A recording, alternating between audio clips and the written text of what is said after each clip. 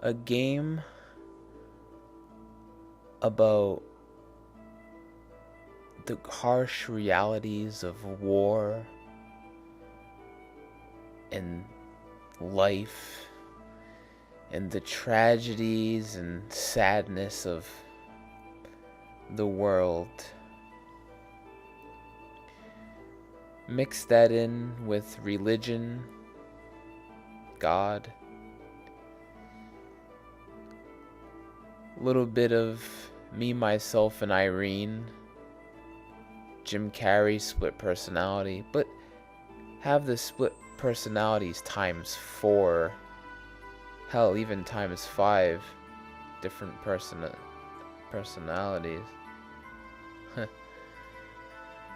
Throw in a little Jacob's ladder.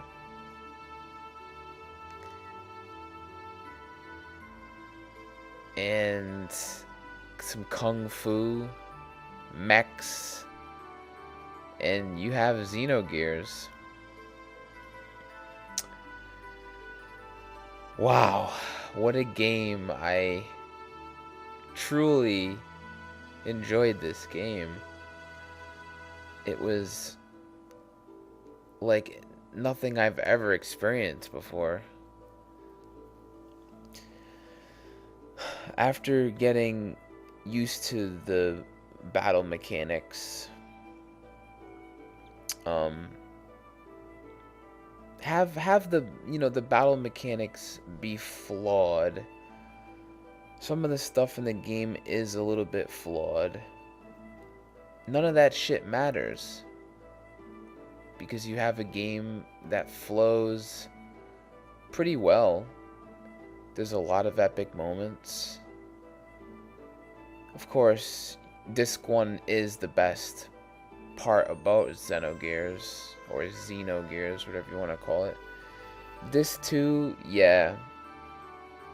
Like people said, you can tell that they ran out of time producing it, or they something happened at Disc 2. They didn't have enough time to finish it the way they wanted to, so they kind of rushed to Disc 2, but, you know, what can you do? It's still a great game. It's got its flaws. It's not a perfect game, but it's very good. It's very ambitious. Fucking hell is it ambitious. I mean, there's a lot of times where I felt that, it was trying to throw too much at you. Because, I mean, that's the way that this game goes. It throws something at you. You soak it in. Then it throws another thing at you. You soak that in. That's not too bad. 3, 4 things to soak in. But then they keep throwing things at you. And it's hard to keep all of it in your head. So when they introduce a new thing, you kind of bump one out of your head to get to have that new one, in there. So they do throw a lot at you. But despite all that, despite its flaws, it's a masterpiece. I mean, the whole war, I mean, what they present in the game at first, the war between Kislev and Ave, that's just a small picture. There's a bigger picture that involves the entire universe. Or if you want to get a little bit smaller, it involves the planet. Not even getting in to the Merkava and the Deus, the interplanetary biological weapon. Not even getting into that. I mean, it's about the world. It's about people. The battle between, the two countries 500 years ago. But it goes further than that. It goes all the way back to 10,000 years ago. It goes all the way back to the beginning of time when humans were first created. And God and Adam and Eve. And it tells the story in a unique way about that. And, humans are imperfect because we are. We're an imperfect humanity. Humanity isn't perfect and all that stuff. We make mistakes as human beings. There's mistakes we regret in life that we can't change and all that stuff that we have to live with every day of our lives. And this is just another game. Xenogears is another game that opens your eyes up to, reality and the way life is. The way human beings are. Mother 3, I saw that with humanity. Earthbound, Mother 2, this game, Xenogears. There's lots of games that tell the story of our life and our harsh realities and all that stuff. It just opens up your eyes more. Even though you're playing a game that's fictional, it has some truth to it. It's not all fiction. But I digress. Just the atmosphere of this game is ridiculous. It just amazed me as I was playing through it all. I mean, I did everything in this game you could possibly do. I might have missed like 1 or 2 items accidentally, but I did everything in the game, and I clocked in over 90 hours. I mean, maybe some of that time was letting it sit still, the game, but yeah, it just, the atmosphere, the feelings, the situations, the music is just fantastic. I wanted just to have a section talking about the music for this game. The music is so good that I plan on buying the official physical soundtrack next month. But oh, by the way, if I sound kind of odd right now, it's because I'm laying down and just, looking up at the ceiling and just going through my thoughts about the game. I'm just relaxed, and I didn't want to make a video where I sat in front of the camera. I just want to make a more relaxed video, so just in case I sounded different. But yeah, the music. Let's talk about the music. Is it fucking good? My God, it's just incredible. The guy that made the music, I don't remember the name of the Japanese artist that did the music. I think he did music for Chrono Cross too, or different popular games with great music. But my God, is he an artist? Every song crafted for the theme of the area or the situation, the feelings, the sadness, the triumphant, the victory, the energy. It's just all perfect. It's perfect. The melodies are great. He created all types of music. He created, moving, sad music, uplifting music, very adventurous music and industrial music, forbidden music, all sorts of tracks. It's just, it fucking blows me away. I have to hand it to the man. He's a fucking genius. It's incredible. Some of my favorite pieces of music in the gaming industry that I've heard. My God, is it good. And a lot of scenes in the game are very sad. The music is sad, and it's very well done. The way that it makes you feel, the way that it sounds, combined with the dialogue. That's another thing. The dialogue is really good in this game. I mean, despite putting aside typos and extra spaces and words that aren't there, because, I mean, when you have a large script, like, you have a gigantic fucking massive, translation, there's gonna be errors. I mean, that's just something that's gonna happen. It doesn't really bother me because I know what it means, or I know what they're trying to say, or if there's a word missing, I know which word is missing, so it's not that big of a deal. But I mean, it can still be annoying. But you know, I can put that aside.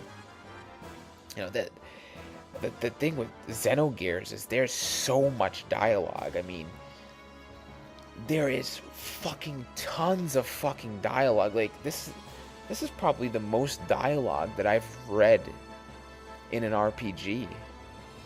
It just keeps on going. I mean, sometimes it was annoying. I mean, early on in the game, like maybe 20, 30 hours in, it wasn't too bad. I was into what I was reading, but later on, they throw so much at you, and it tends to get a little boring at times, even when you're into the game. But other than that, I mean, it's a minor thing. I mean, it's still great. I mean, there's so much dialogue that you can write that's gonna pull you in at all times. There's gonna be some dialogue with a massive script like that eventually will get you kind of tired. Yeah, that's the thing, is it's very exhausting. All the text. I mean, they really overload you with text. I mean, when you think you're gonna play the game, they fucking drop that on you. But you know, it's not me complaining. I mean, it's a small thing, but just yeah, it's just incredible. I mean, I decided to make this little talk video thing.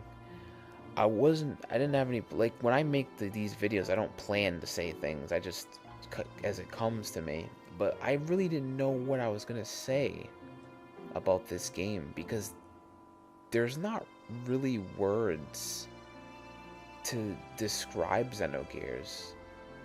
It's really hard. I mean, words can't do it justice how awesome it is. So I really didn't know what to talk about, really. As it's dying down now, I kind of had an explosion of, you know, to start off with to talk about, but now it's kind of dying down. I mean, I guess I could talk about the gameplay. I mean, the death blows, it's kind of weird at first. I mean, you have to learn them, and then if you feel like you have to keep learning them, but it's like, I did a lot of grinding, so, you know, you play it how you want to. Although the Power Crisis accessory is fucking broken. Any type of accessory or weapon where your attack strength is higher, the lower your HP is broken. I mean, like I said, you got Locke from Final Fantasy VI, his Valiant Knife, that shit's broken. And then the Power Crisis in Xenogears, it's broken, but I used it because it's fucking fun. I was doing like 5,000 damage early with that fucking thing, with Faye. It was incredible.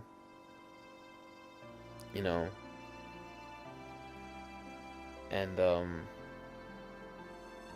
it's just really fun. The death blows are fun. Especially the fact that you find out the whole game that all your party members, and not just your party members, but humanity in general, all the humans that live on the planet, had limiters put into their genes, and to limit us from being stronger, you know, because you know how humans are, the greed and the consuming, and once they get power, they try to take over things, and you know, there's wars and all that stuff that happen in this game, so they put limiters on them so that doesn't happen as much. The whole world wouldn't go into chaos. And later in the game, there's a certain point in the game where there's 3 wise men, or 3 sages, just like in Chrono Trigger. Bolthior's not in Chrono Trigger, I don't think, but there's Melikor and Gasper, which was in Chrono Trigger. It's in this game too. So Balthasar removes the limiters from your party members' bodies, so you get the full potential of your strength. The death blows, you get the extra power, and it's just crazy. Like, and it happened.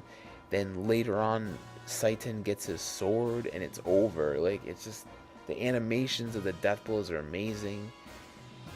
I mean, it's just incredible, all the shit in this game. And like, another thing that I want to talk about, I mean, there's a lot of parts of this game that are memorable and stick out. Like Sophia, the painting, Lacan is the original Fae, and then, you know, he went mad when Sophia sacrificed herself, and he just went crazy and wanted the power, and he seeked the power and eternal torment, and he turned into Graph, the destroyer, and then Faye is a part of him, and it's just all over the place. Lacan is Graph, and Graph is his father, Khan, and is a part of him, and then Faye is the coward side of the personality, and locked himself away from his child memories, and then fucking his other split personality or persona, ID, goes mad and destroys everything, and it's just fucking insane. There's so much, and you know, it's just insane. And then, like, I lost my train of thought. It's just, then, you know, when Faye was a kid, he got experimented on, and his mom put him through experiments, and father went away to do things, and when dad got home, Faye would be like, Dad, mom's crazy, she's doing experiments on me, and his father was busy with work, and he was kind of going crazy at the time, all the shit he was going through. So when he heard that from Faye, he was like, oh, you know, just, he thought he was only kidding, or he just was making up stories. But it was true. His mother was putting him through experiments because he was the contact. He was created to be above all humans, to be a part of this bigger picture. You know, it's just complicated. Like, the Deus to be a part of, like, all this other crap. Like, I can't even think about it right now. He was a tool, essentially, for a bigger picture. And, like, Faye kills his mother as a child. Like, the split personality of him comes out and kills his own mother. That big red aura hits her in the back, and the blood sprays all over Faye's face, and shocked and despair, and just blood, and just, it's fucking fucked up. Before I forget this, I wanted to talk about one of the key points of Xenogears that disgusted me, scared me.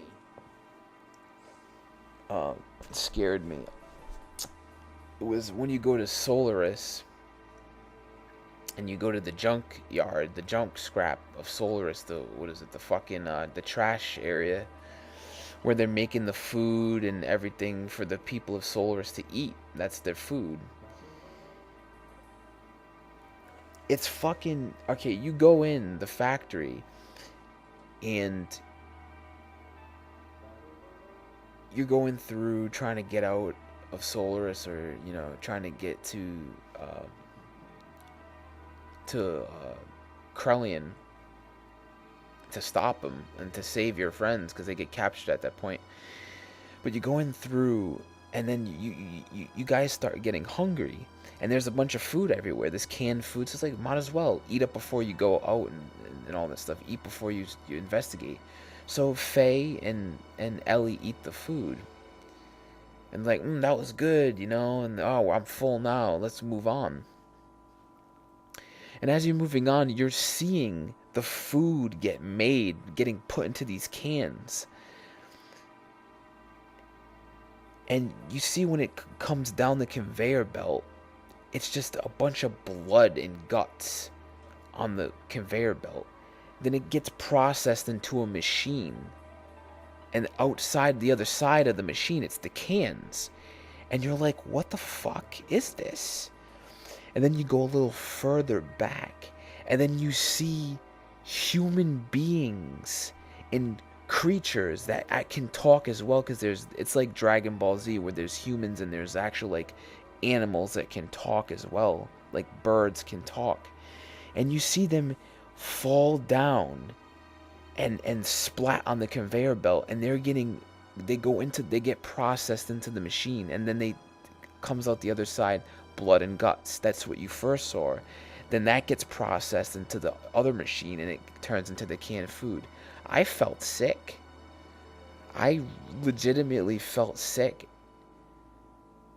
and you should have saw my face. It was like that bleh face that you make. That was my face. And Faye and Ellie are basically throwing up. What they just ate is disgusting. It's fucking best storytelling ever. It's insane. It's so dark. It's ridiculous. This game is adult shit. This game is not for children. I mean, if children want to play it, I'd rather have children play this game than fucking Call of Duty. You know? This is a lot more. This is a lot memorable. Fuck Call of Duty is not even. I don't even want to talk about Call. Fuck it. Okay, just never mind that. Anyways, it was disgusting, and it's scary because when you find out about it, you hear screams like when they fall down. It's like that sound effect of the person screaming as they fall to their death, and then they get grinded up to be food. And they get you too, because not only does it do it in the cutscene, but when you're running around free in that area and you go to run to one of the exits to go to the next door, right when you're about to hit the door, you hear this scream. So it's like a jump scare. It scares you, and it just reminds you before you leave the room. It's like, this was food you ate. This is human beings you ate. This is living people that you fucking digested. It's disgusting.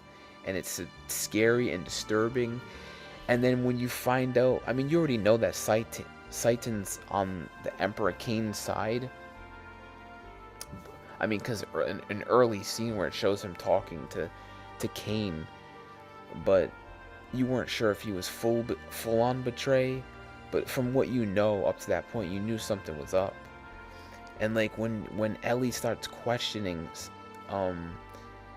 Satan about it gets scary, because like everything went, it made that loud noise and everything blacked out, and then Faye was by himself. That scared me.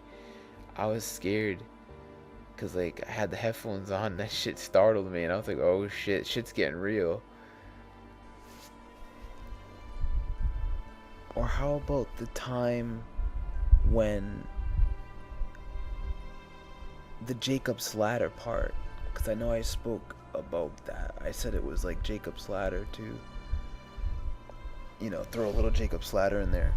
For those of you who haven't seen Jacob's Ladder, the reason why I bought it and watched it is because of Silent Hill. It inspired Silent Hill a little bit.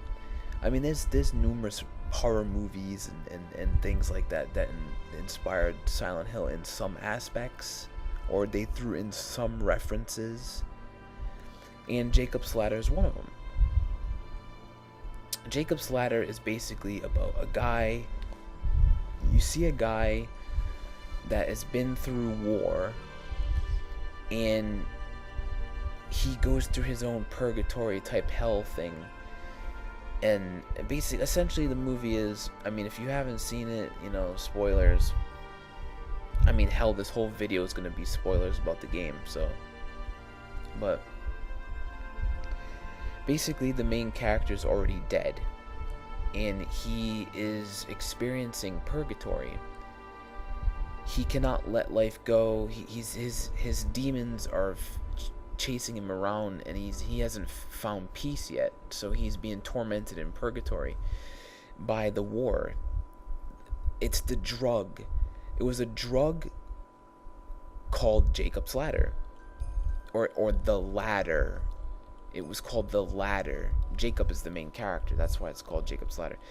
But the drug was called the Ladder, and when you took it, it was meant to boost morale in war. It was meant to, like, in case people pussied out in the war and didn't give them a fight, this turned you into like a ravaging beast and make you hungry for war. It made you hallucinate and all this other crazy shit.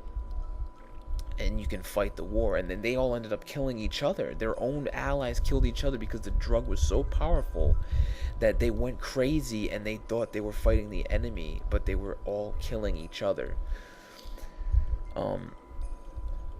So he's going through hell as he died. He's going through purgatory and he's living the nightmare over and over and going through crazy Silent Hill type crazy shit. But I've already explained. I digress. There's something about that in Xenogears. There's a part where in the Solaris army, they feed you this drug called Drive. And you take the drug and it boosts your, it gets you crazy, and it gets you in your gear, it gets you in your mech, and you go out and fight.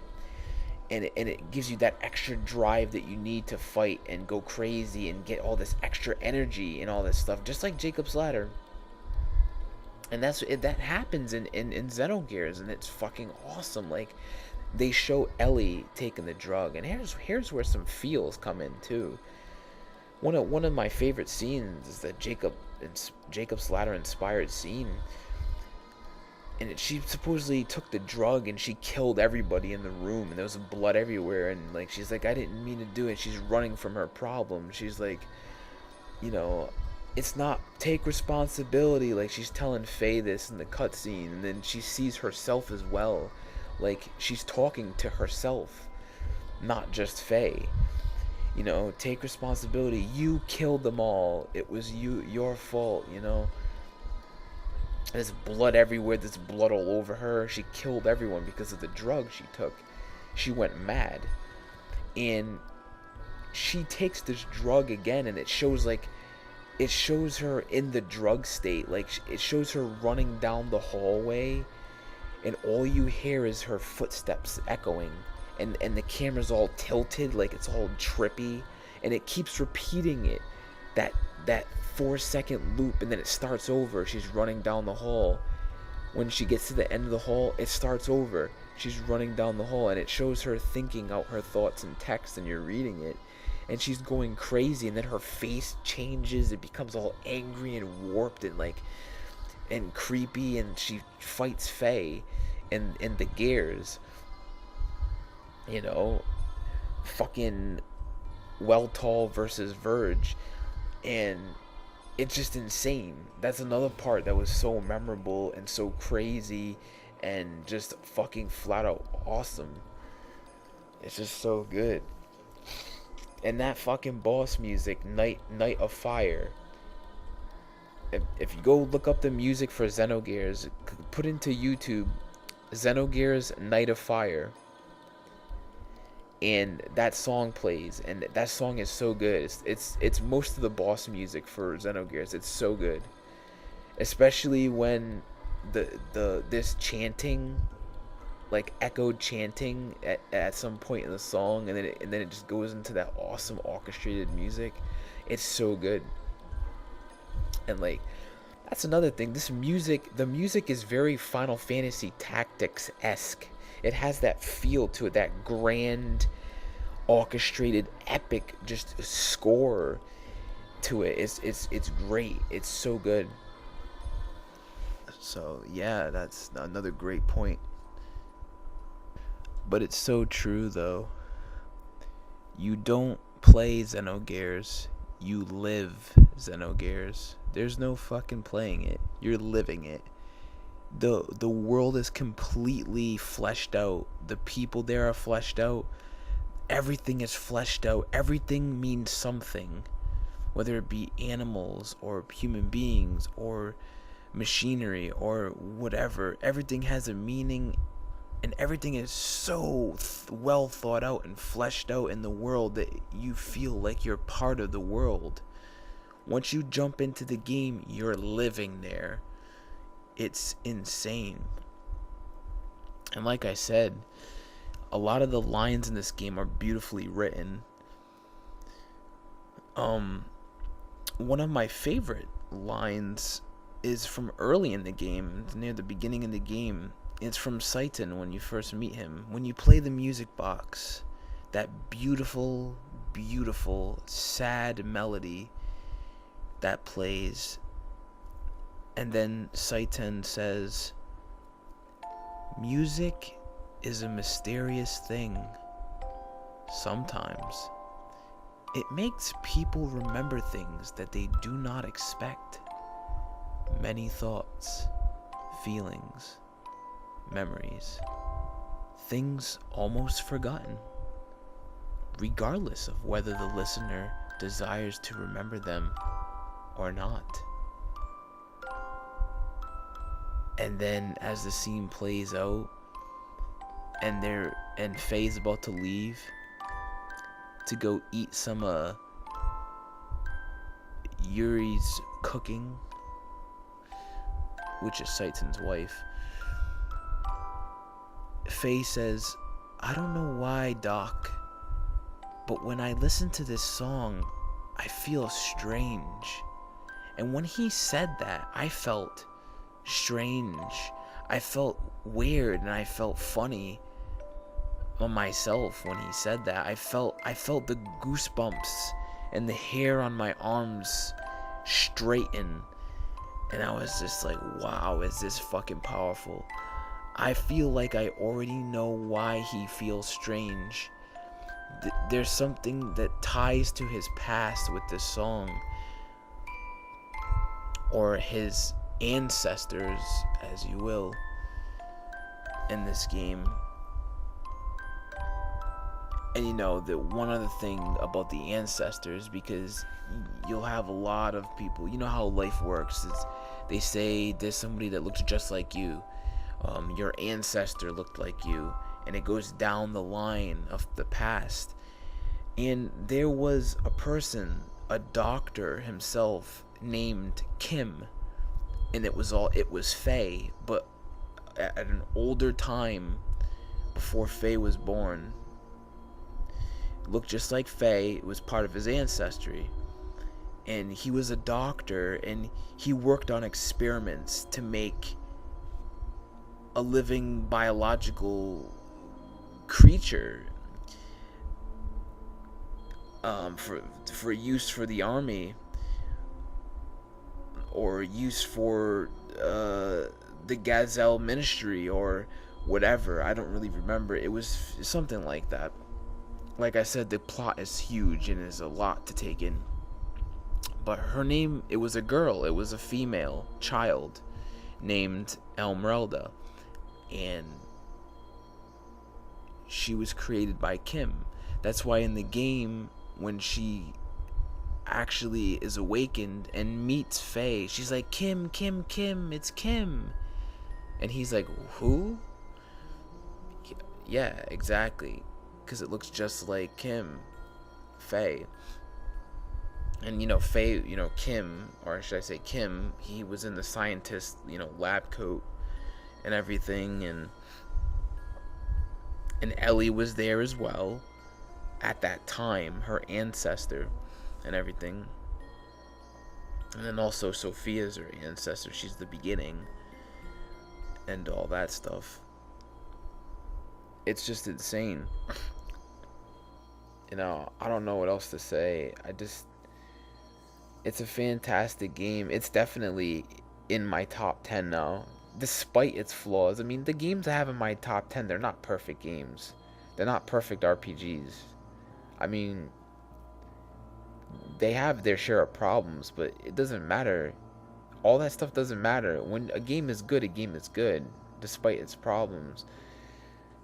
As long as the good outweighs the bad, then it's not a problem. And especially if it's truly something special.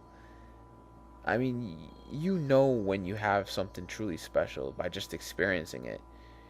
And Xenogears is one of those experiences.